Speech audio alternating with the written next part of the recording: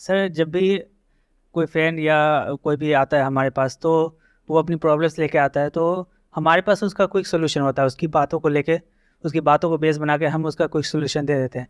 लेकिन जब बात अपनी बारी आती है कि हमारे साथ कोई प्रॉब्लम होता है, तो हम फंस जाते हैं वहाँ पे। हमें समझ में नहीं आता है कि हम करें तो क्या करें, तो इस सिचुएशन को कैसे डील करें। आप में से कोई है जो जवाब देना चाहेंगे?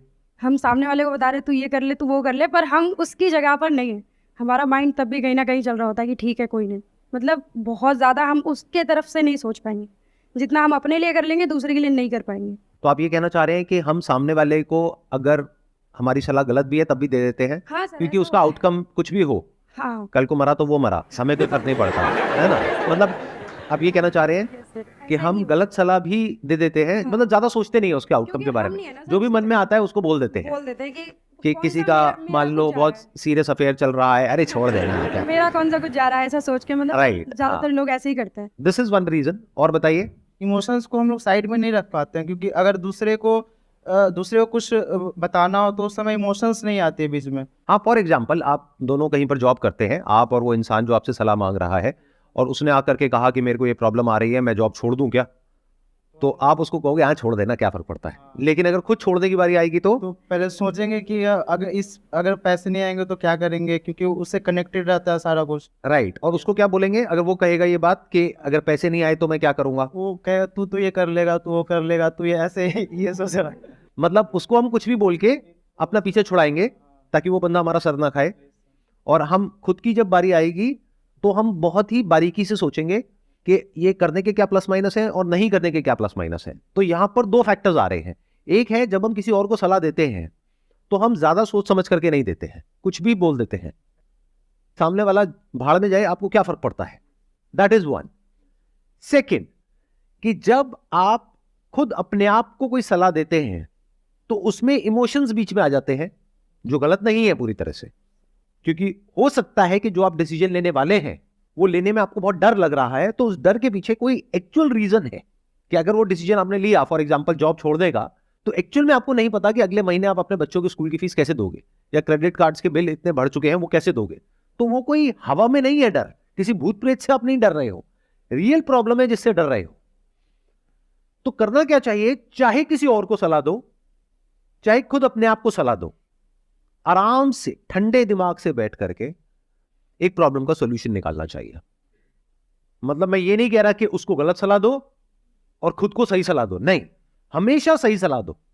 अगर कोई भी आकर के आपसे कोई बात कर रहा है या कर रही है और वो डिसीजन बहुत बड़ा है, छोटा मोटा है तो फर्क नहीं पड़ता, बट अगर वो डिसीजन बहुत बड़ा है तो आराम से बैठो, समझो कि उसकी क्या प्रॉब्लम है, उसके माइंड में क्या आ रहा है, उसको समझ करके। जैसे अभी मैं आप लोगों से समझ रहा हूं, अब मुझे नहीं पता था इस क्वेश्चन का ये आंसर निकल करके आने वाला है, लेकिन स्टेप बाय स्टेप हम आगे बढ़े तो हर एक पर्सपेक्टिव से चीजों को समझने की कोशिश कर रहे हैं, जो हो सकता है आज से पहले पूरी दुनिया में इस तरीके से इस प्रॉब्लम को किसी ने नहीं देखा होगा।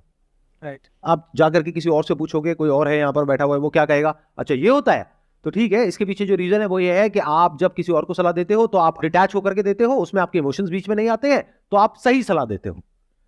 लेकिन जब खुद की बारी आती है तो इमोशंस बीच में आ जाते हैं, इस वजह से आप सही डिसीजन नहीं ले पाते हो। कि कितना सुपरफिशियल लेवल का आंसर है। ये आंसर सुनने में आपको बड़ा अच्छा लगेगा कि हाँ मेरे को मेरी प्रॉब्लम का सॉल्यूशन मिल गया, बहुत ही बेकार सॉल्यूशन है ये। इसमें बहुत सारे फैक्टर्स को हमने कंसिडर नहीं किया, उसको इग्नोर कर दिया। जैसे एक बहुत बड़ा फैक्टर ये है कि क्या जो इमोशंस हैं वो बुरे हैं क्या, बिल्कुल ही बेसलेस हैं क्या उसके पीछे कोई रियलिटी है इमोशंस के पीछे, या साइकोलॉजिकल फियर्स हैं। देखो, एक होता है एक्चुअल फियर, एक होता है साइकोलॉजिकल फियर। तो अगर किसी और को सलाह दे रहे हो तो वहां पर भी समझो और ब्रेक डाउन करो चीजों को। अब आप कहोगे उसमें मेरा क्या फायदा है, अरे आपका ये फायदा है, अगर आज आप उसको अच्छे से गाइड कर रहे हो तो कल खुद को भी अच्छे से गाइड कर पाओगे। मतलब हम क्या कर रहे हैं, हम दो एक्सट्रीम्स में ऑपरेट कर रहे हैं। जब कोई और हमारे पास सलाह लेने आता है तो बहुत ही घटिया लेवल की सलाह हम फटाफट से दे देते हैं उसको, बिना डिटेल में समझे कि उसकी लाइफ की एक्चुअल में प्रॉब्लम क्या है, कि वो किस स्टैंड पॉइंट से क्या पूछ रहा है या पूछ रही है। हम कुछ भी सलाह दे देते हैं जल्दीबाजी में। तो एक हो गया, जल्दीबाजी में हमने कुछ भी सलाह दे दी, और जब खुद की बारी आती है हम कोई डिसीजन ही नहीं ले पाते हैं। तो दोनों ही गलत हो गया ना। मैं क्या कह रहा हूं, चाहे कोई और हो चाहे आप खुद हो, हमेशा हर पहलू को देख करके सोच समझ करके फिर डिसीजन लेना चाहिए। मतलब उसमें प्रैक्टिकलिटी का भी रोल है, इमोशंस का भी रोल है, डिजायर का भी रोल है, फियर का भी रोल है, रिस्क एनालिसिस भी है, वेरी इंपॉर्टेंट। क्योंकि जब भी कोई बड़ा डिसीजन होता है तो साथ में बड़ा रिस्क होता है। अगर कोई रिस्क नहीं है तो वो छोटा डिसीजन है, तो वो कर लो, चाहे खुद हो चाहे किसी और की बारी हो। बट अगर कोई बड़ा डिसीजन है तो बड़े लेवल पे सोचना पड़ेगा। अब सवाल उठता है, ऐसे सोचते कैसे हैं? अपनी थिंकिंग को ऐसा कैसे बनाएं कि अगर कोई प्रॉब्लम है तो हम उसकी हर साइड को देख पाए, या ये कह लो हर साइड को तो कोई भी नहीं देख सकता, because thought bye it's very nature is limited. लेकिन जितना हो सके एक प्रॉब्लम को हम ज्यादा अच्छे से समझ सके, फिर उसका सोल्यूशन निकाले। तो ऐसा कैसे होता है? ऐसा होता है क्वेश्चंस पूछने से, आंसर देने से नहीं। आपने कभी नोट किया होगा, अगर मेरे से कोई कुछ पूछता है या पूछती है तो मैं पलट करके उनसे क्वेश्चंस पूछता हूं। पहले मैं समझता हूं प्रॉब्लम को, फिर कुछ बोलता हूं। और शुरू में ये काम आपको लिख करके करना है। यानी अगर कोई इंसान आपके पास सलाह लेने के लिए आया, या फिर अगर आपको खुद के लिए कोई डिसीजन लेना है, तो एक पेपर पेन लो, उसमें इधर लिखो प्लस, इधर लिखो माइनस, कि इस डिसीजन को लेने के क्या प्लस है क्या माइनस है। उसके साथ में बैठो। उस इंसान के लिए वो डिसीजन बहुत इंपॉर्टेंट है। 2 मिनट में मत बोलो उसको कुछ भी करने के लिए, हो सकता है उसकी पूरी लाइफ खराब हो जाए। और फिर धीरे धीरे क्या होगा, अगर आप इस तरीके से काम करने लग गए, यानी लिख करके अपने माइंड को क्लियर करने लग गए, तो धीरे धीरे आपकी माइंड में ही प्लस माइनस एकदम से आ जाएंगे। प्रैक्टिस की बात है, इस तरह की हमारी प्रैक्टिस नहीं है। हम लोग क्या गलती करते हैं कि अगर कोई हमारे पास में आता है सलाह लेने के लिए, तो फटाफट से सलाह दे देते हैं, चाहे उसका हमको कोई नॉलेज है या नहीं है, एक्सपीरियंस है या नहीं है। जैसे कोई आया कि ये बिजनेस करना चाहिए, अब आपको बिजनेस के बारे में ABCD भी नहीं पता, नहीं ये बिजनेस तो बेकार है। हो सकता है वो बिजनेस बहुत बढ़िया हो। या फिर कोई आया कि मेरे माइंड में बिजनेस आइडिया आ रहा है, मैं कर लूं क्या? हाँ कर ले बहुत बढ़िया है। आपको क्या पता बिजनेस के बारे में? क्यों बोल रहे हो, क्यों जवाब दे रहे हो?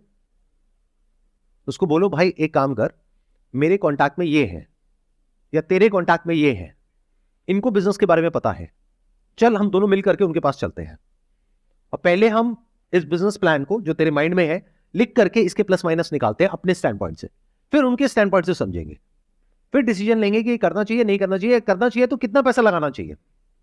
तू कह रहा है कि इसमें 20 लाख रुपए लगेगा, क्या कोई ऐसा तरीका है कि 2 लाख में काम हो जाए, ताकि रिस्क कम हो जाए? क्योंकि अगर 20 लाख चला गया तो फिर तू आगे क्या करेगा? तो कभी भी किसी को गलत सलाह मत दो। जिंदगी में गलत सलाह क्या होती है? गलत सलाह सिर्फ ये नहीं होती है कि आप जानबूझ करके उसका कुछ बुरा कर रहे हो। गलत सलाह यह भी होती है कि बिना एक प्रॉब्लम को समझे आप किसी को सलाह दे रहे हो। मैं आपको प्रैक्टिकल एग्जांपल देता हूं। कोई आपकी फैमिली में या आपके फ्रेंड सर्कल में बीमार है, उसका मानो पेट खराब हो गया है या खांसी जुकाम है, कुछ भी है, आप जाओगे फटाफट से जा करके उसको सलाह दे दोगे, भाई ये ले ले ठीक हो जाएगा। Based upon what? कि मैंने ये लिया था, मैं ठीक हो गया था, तो तू भी लेगा तो तू भी ठीक हो जाएगा। अरे उसकी प्रॉब्लम और आपकी प्रॉब्लम सेम है क्या? तो आपने क्या किया? एक इंसान को गलत सलाह दे दी। आपकी नीयत गलत नहीं है, लेकिन आपकी ये जो सलाह है ये बेवकूफी भरी है। और जब हम दूसरों के साथ ऐसे करते हैं तो एक स्टेज ऐसी आ जाती है कि हम खुद के साथ भी यही करने लग जाते हैं। टाइम खराब चल रहा है, किसका नहीं चल रहा है पहले तो मुझे ये बता दो। पैसे की दिक्कत है, किसको नहीं है ये बता दो। रिलेशनशिप्स की दिक्कत है, घर में कलेश होते हैं, किसके नहीं होते ये बता दो। शादी के बाद अगर एक छत के नीचे रहते हैं तो हेल्थ के लेवल पे प्रॉब्लम चल रही है, एक के बाद एक आ रही है, किसके नहीं आ रही है बता दो आज के टाइम में। तो जब ऐसी 2-4 चीजें हो जाती हैं किसी की लाइफ में, तो हम उल्टी सीधी सलाह उसको देने लग जाते हैं। कुछ तो हुआ है, या तो किसी की नजर लगी है, या कहीं किसी ने कुछ कर दिया है। क्या कभी ऐसा हुआ तू घर के बाहर निकला हो और कहीं कोई हरी मिर्च है, ये वो नींबू वींबू कहीं कुछ? हाँ एक बार हुआ था, चाहे कोई बंदा भेलपूरी खा रहा था, उसमें वो करके उसने फेंक दिया। हाँ एक बार हुआ था, मेरा पैर भी पड़ गया था। बस यही चक्कर है। चल तू एक काम कर, तू वहां जा, देख सब ठीक हो जाएगा। अब ये कैसी सलाह है? क्या समझदारी वाली सलाह है या बेवकूफी भरी सलाह है? तो जब आप ऐसी बेवकूफी भरी सलाह औरों को देने लग जाते हो, और हमारे आसपास में भरे पड़े हैं ऐसे लोग, तो एक दिन आप खुद भी ऐसे ही हो जाते हो, आपको पता भी नहीं लगता है। एक झूठ को बार बार बोलते रहो, वो कब सच हो जाएगा आपके लिए आपको पता भी नहीं लगेगा। आप सच और झूठ के बीच में फर्क ही नहीं कर पाओगे। तो चाहे आप खुद हो चाहे कोई और है, बिना सोचे समझे कुछ भी नहीं बोलना है। अगर आपके पास में उस क्वेश्चन का आंसर नहीं है, उस प्रॉब्लम का सॉल्यूशन नहीं है, तो चुप हो जाओ। आप लोग मेरी वीडियोस देखते हो तो आप लोगों को पता नहीं है, ये सेशन मेरा एक्चुअल में होता है, जैसे आज का ये जो सेशन है ये होगा करीबन 1 घंटे का। अपलोड कितने मिनट का होता है? Hardly 15 minute 20 minute.